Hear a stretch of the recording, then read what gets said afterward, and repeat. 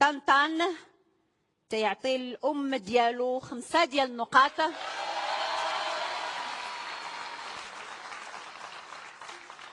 خميسات 0 نقطة، والرباط أيضا 0 نقطة.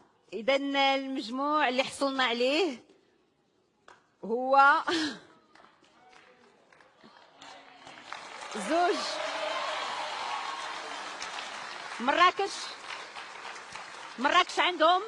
مراكش عندهم زوج ديال النقاط، وزادهم زياد جوج نقاط، هي 4 ديال النقاط.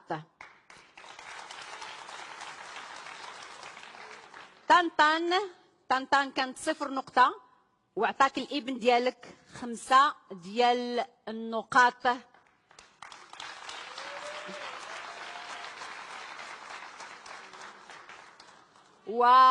وأمام دموع منعم من طنطان تفوز لاله جميلة بعمرة البرايم الثالث.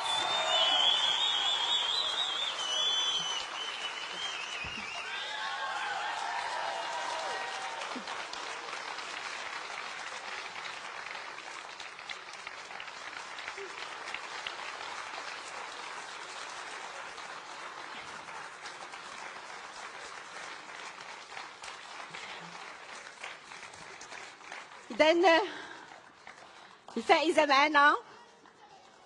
معنا في العمرة الأولى لبرنامج لالا العروسة في البرايم الثالث للدورة 11 كتعود للاله جميلة من طنطان، واللي هداها لها الابن ديالها منعم.